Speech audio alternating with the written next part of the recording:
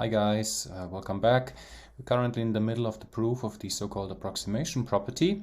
It's the theorem shown here on the slide. So if you have a Hilbert space and Y a Banach space, then it turns out that, well, that set Fa, Hy, those are the finite approximable linear transformations from H to Y, that those guys are precisely the compact linear transformations from H to Y.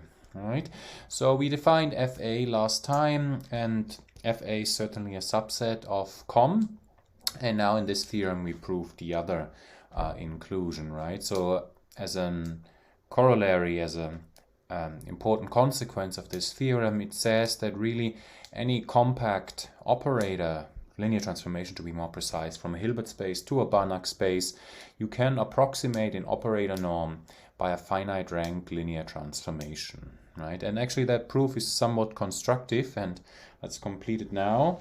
So we started by, well, assembling a collection of points. Those are those xn's, and associated orthogonal projection p sub n in a certain way. So first off, you start somewhere with an x1 in such a way that this inequality holds true, and this is certainly possible because of the definition of the operator norm. After that, you define the first member of your family of projections as just the orthogonal projections on all multiples of x sub 1. All right, and this guy has an explicit formula which is known from linear algebra. All orthogonal projections on finite dimensional subspaces you can write down in one line. Good. Now once you have this guy, so this is here, then in the second step you become a little bit more sophisticated. So you pick element x2 such that these three properties here are satisfied, and I explained why this is possible. First off, you convince yourself that the third property on the very right is possible to satisfy. And why is this? Well, because of the following simple, well, 1, 2, 3 equality line. So the operator norm of T, identity minus P1, is just by definition a supremum over the unit sphere. And then you use the projection lemma. This is what's written up here in yellow. So any vector in the Hilbert space you can write as a sum of something in the kernel of 1 minus P1 and something in the kernel of P1, right? And you do this here now for the vectors over which you optimize that norm in Y, right? Then naturally those guys which are in the first piece, namely in the kernel 1 minus P1, well, all of this would be equal to 0, so they don't contribute to the supremum, so the only thing that contributes is what is left in the kernel, right? But if x is in the kernel, then of course that green underlined thing is sent to 0, so this is simply just a supremum txy with the two indicated constraints, right? And once you have this, then indeed you can satisfy automatically the far right constraint up here, and also the one in the middle one, right? Because if x is in the kernel of P1, if you look at your formula up there, that precisely means that if x is in the kernel of P1, that precisely means that x is orthogonal to x1. That's just that green underlined scalar there out front. Okay, so you have this, and then you can normalize it, and then you're done. All right, then inductively you continue. You find after the nth step you have introduced p sub n as the orthogonal projection onto the previous n points, and here again this is the formula. All right, now you choose in the next instance subsequent point x sub n plus 1 such that these three properties here are satisfied, right? Okay, and again the reasoning why this is possible is exactly the same as on the previous slide with those red underlined equations. All right, so now by this construction, let's complete the proof. By this construction,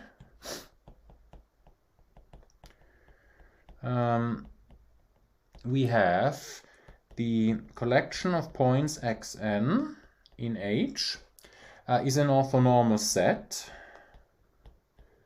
This is always what the middle thing gives you, that it is, for instance here, it's written here, xn plus 1 is in the kernel of Pn. And then if you look into that formula up there, because the previous ones are already orthonormal, that can only happen precisely when those coefficients vanish, right? Orthonormality implies linear independence. That's why, right? So all these coefficients have to vanish, and that precisely says that they are orthogonal, and well, here this one says they are orthonormal. Okay, so it's an orthonormal set, and so by Bessel's inequality, I claim that then the sequence of the xn's has to converge weakly to 0. So that's weak convergence. Okay, why is this? Well, I think that argument I've mentioned before, maybe up here. So Bessel's inequality, again, if you have an orthonormal set, countably infinite could it be, and you have, say, xj squared, and this is bounded by the norm of x squared. So this in particular means that if you have here an infinite series, so when capital N is indeed infinity, then the necessary criterion of the series convergence implies that these coefficients here go to 0 as j goes to infinity. Yeah, but now you remember Rie's representation theorem, and then immediately you can deduce that that sequence x sub n has to go weakly to 0. Okay. However, by the previous theorem, remember this was a theorem stating that if you have a compact linear transformation on Banach spaces, that guy is going to map weakly convergent sequences into norm convergent sequences. And we know precisely what the limit is, right? So in turn, by a previous result, the one that I just mentioned in words, we get that Txn converges in norm, well, to the image of the 0 vector, right? That's the limit of the sequence x sub n, the weak limit. So, but it's linear, so that's also going to be 0. Okay. Previous result, Txn as n tends to infinity in norm, and so now we're done, because now if you just look at this guy here, so that's where I get my knowledge now from, then this is T composed with Pn is less than or equal, so that's where it comes from. It's twice Txn plus 1 in y, and since I have this converging to 0 in norm, that means this goes to 0. Okay? Yeah, but this says, but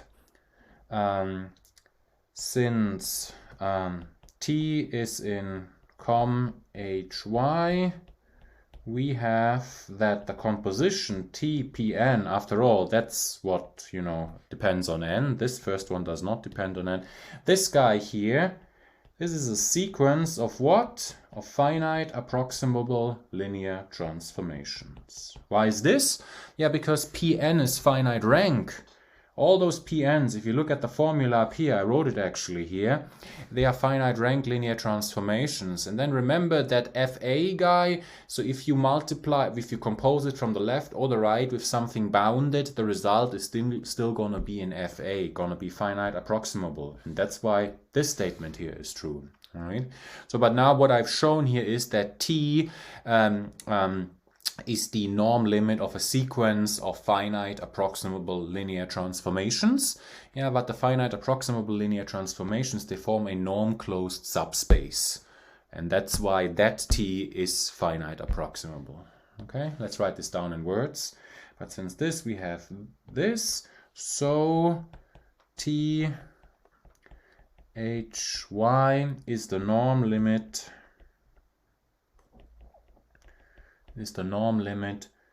of a sequence of finite approximable linear transformations. Thus, by the properties of finite approximable linear transformations, we have that T is in Fa hy, right? And that's why we're done now, right? Because the other implication that Fa hy is sitting in the compact ones, that is already clear. All right, excellent. So that's important theoretical property. Now we will now continue. So now there will be we will have four theorems remaining in this module, and they are all extremely important theorems. Sort of now everything culminates that we have learned will culminate in those four theorems, and they will ultimately be the clear analogs of results that you know and appreciate from linear algebra. Now, to get started, since I already mentioned linear algebra, let's remind us about something. So given a matrix A, square, real or complex entries, doesn't matter, and y in Fn, column vector say, we know that this equation, x minus ax equal to y,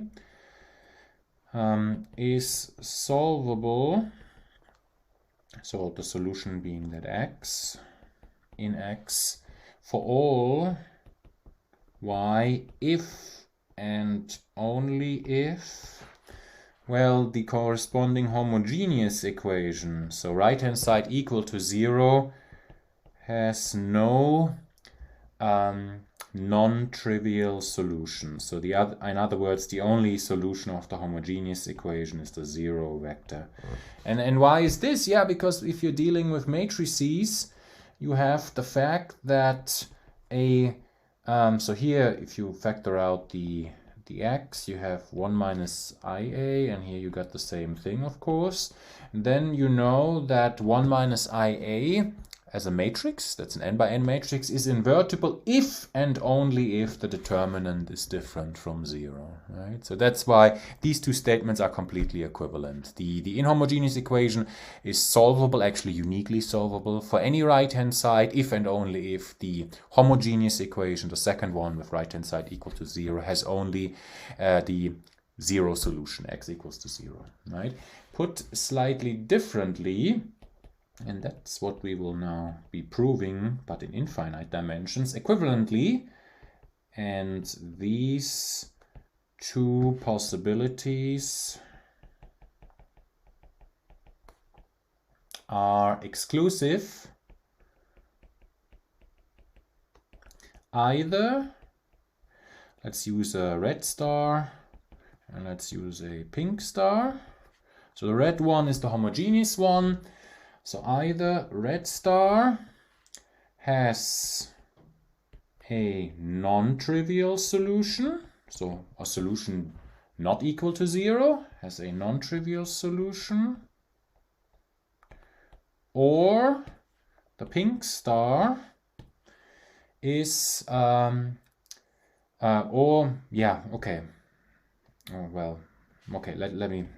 notes are formulated slightly differently. Yeah, let's do that. Or the matrix 1 minus a is invertible. I was going to write, or the pink star is solvable for any right-hand side y, which is the same thing as saying that the matrix is invertible, right? So, but these are mutually exclusive, right? Because the first statement, either the red star has a non-trivial solution, means that the determinant of 1 minus a is equal to 0, right? So, and you can only have one of the two. Either the determinant 1 minus a is equal to 0, or it's not equal to 0. If it's not equal to 0, then you're in the second case. Right, so that's an alternative there. And now we have here spectacular generalization of this to infinite dimensions and compact operators. And this is the Fredholm alternative. This is extremely important. So it further clarifies why we are interested in compact, operators. So far, it might not be so clear. Okay, they have some properties, but so what? Many things have nice properties, but this really now is much better. So let X be a Banach space and T be compact. And that's a property that you precisely know from linear algebra. 1 minus T is injective if and only if 1 minus T is surjective. Right, so this is what you have in linear algebra up here, this statement here. So if you think about A as the matrix that represents some operator on a finite dimensional space, then this equation there says, well, the operator is invertible, and that in finite dimensions happens if and only if the 1 minus T is injective and surjective. Right, there's in finite dimensions, as soon as you have something injective, it's also going to be surjective. You get this for free. But in infinite dimensions, that's not the case at all. If you just look at these problems that we did on the spectral analysis, right? We had problems. There was the right shift operator. Right shift operator has no eigenvalues. Point spectrum is empty, so that means that guy is always injective. But yet there were parts in the continuous and the residual spectrum, right? So where surjectivity is clearly violated, right? But as it turns out, if you look at identity minus compact, then this, although you are working here in infinite dimensional spaces, it behaves just like those guys in linear algebra, namely injective if and only if surjective, right? And that's why it's a remarkable result. Okay. So now this is a long proof. It needs preparation, which is already long, and then the proof itself is also not super short. So let's gradually get to it. So let's before we prove this, I need to prepare a proposition. So we will get to the proof later on after this proposition has been put in writing. So let T be compact on a Banach space X, then the kernel, which is a closed subspace, well, is actually finite dimensional. It's finite dimensional. Okay, and again, this is special. I said it many times. Whenever you have something, an operator where the range is closed, that is special, right? So you got it for projections, you got it for the canonical map on a Banach space, and now you got it for identity minus compact, all right? Good, so we have to prove this, and this will take a while. Actually, the first statement doesn't take a while. The kernel being finite dimensional, that's a consequence of that the identity in infinite dimensional Banach space is not a compact operator. So why?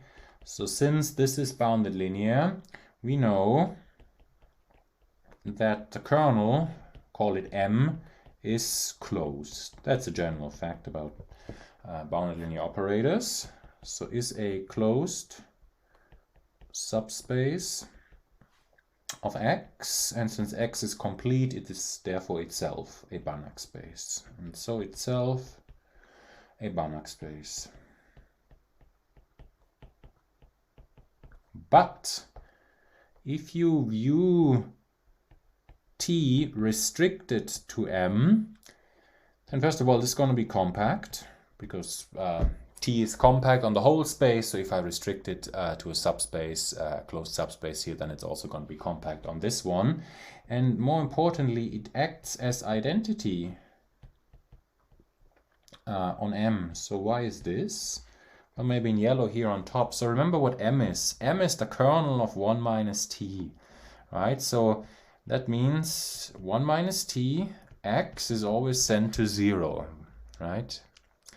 Yeah, but that's precisely Tx is equal to X, which is what the identity does, right? So as soon as you restrict T to the kernel of identity minus T, you're precisely dealing with an identity, right? So, and the statement here says this is compact, right? It's a compact operator on that Banach space M. Yeah, but then the Banach space has to be finite dimensional necessarily, because identities on infinite dimensional Banach spaces are not compact operators. All right, let's write this down. So M has to be finite dimensional by previous result. Okay, nice. So now the second part about the range being closed.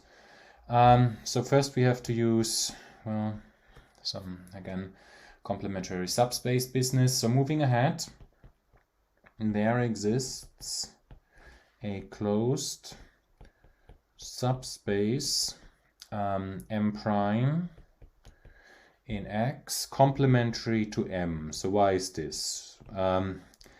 There was one result after we discussed the projections, which was as follows. So if you're in a Banach space X, and if you have a finite dimensional subspace M, finite dimensional, that's important, then the statement was there exists complementary subspace M prime. So X is that sum, and these two guys, they only intersect in the 0 vector. Right? This is because M is finite dimensional, and here our M is the kernel of 1 minus t, which I just established is finite dimensional. Okay, this was proven by using Hahn-Banach theorem. You start with a dual basis, you extend it, you lift it to the full space, and then you define a projection.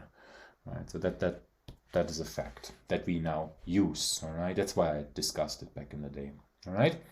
So there exists closed subspace M prime. It's closed because it is either the range or the kernel of a projection. I don't remember which one.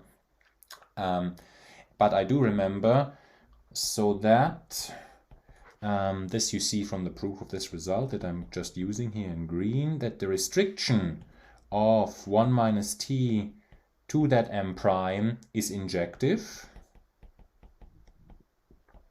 Right, okay, that's clear. And I will explain why. The range 1 minus t restricted to M prime. I have to move this out of the way. Is precisely the range of 1 minus t. Right, so why is this? So remember, M is the kernel of 1 minus t, right? So, and these two subspaces, they're complementary. That is to say, they only intersect in the zero subspace, right? So that means then implies in turn, if you restrict it to the complementary subspace M prime, then 1 minus t x equal to 0 can only have solution x equal to 0, right? Because if you have a non-zero solution, then you are actually in M, but that's forbidden because you are in M prime and these two guys are complementary except for the 0 vector. That's why it's injective when you restrict it to M prime.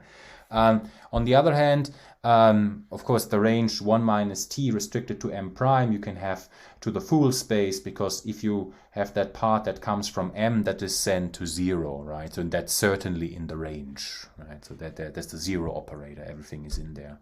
So that's why also the second equality is true, all right? So now what we do is we have to show that this guy is closed. So we select the sequence that is convergent, and then gradually, ultimately, we will show the limit is also in there. So now select yn sequence in the range of 1 minus t with convergent. I don't know where the limit is, but it's certainly in my total space X, right, as n tends to infinity.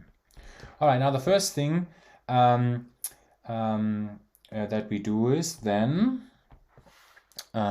because of, well, this equality here, then by, like this, there exists sequence xm in M prime, so that yn is equal to xn minus txn. All right, for all n in n. This comes from the yellow equality up there. All right, now we have to show a few things. So first, suppose we have to show a few things about that sequence xn. So suppose xn, which is in M prime, hence in X, is unbounded, right? And that will lead to a contradiction. Then we will know that Xn is bounded, and then we will use the compactness to deduce existence of convergent subsequence, and then we take it from there, all right? But before we get there, so let's suppose it is unbounded, meaning, well, there exists at least a subsequence xnk, k now the running index, so that's the subsequence of the xn's, with, whose norm becomes unbounded as k goes to infinity, right? Good. Now, normalizing this guy, setting zk as ratio of xnk, you can, without loss of generality, assume that all those x and k's are different from 0, because ultimately as k goes to infinity, they grow without any bounds, right? So just throw out the ones that are 0. All right, so you have this. We then deduce, and then we will have to stop. So zk minus t zk is what? Naja, okay, so some algebra here, x and k. T is linear, so this is all good. T, x, and k. Yeah, but now the definition was the x and k minus tx and k is equal to, it's up here, y sub nk is equal to y sub nk divided by x sub nk. But remember, yn and y sub nk is a subsequence thereof is convergent sequence. So in particular it is bounded. So that means that numerator up here is going to be bounded for large k, but the denominator by assumption grows without bound. So that whole thing will go to 0 as k goes to infinity, right? Based on our assumption. Like this. Okay. Maybe let's stop at this point. So we're in the middle of the proof of this help result. There's still some way to cover, and then once we have covered that way, then we have to prove the Fredholm alternative. I will do that in the next video. See you then.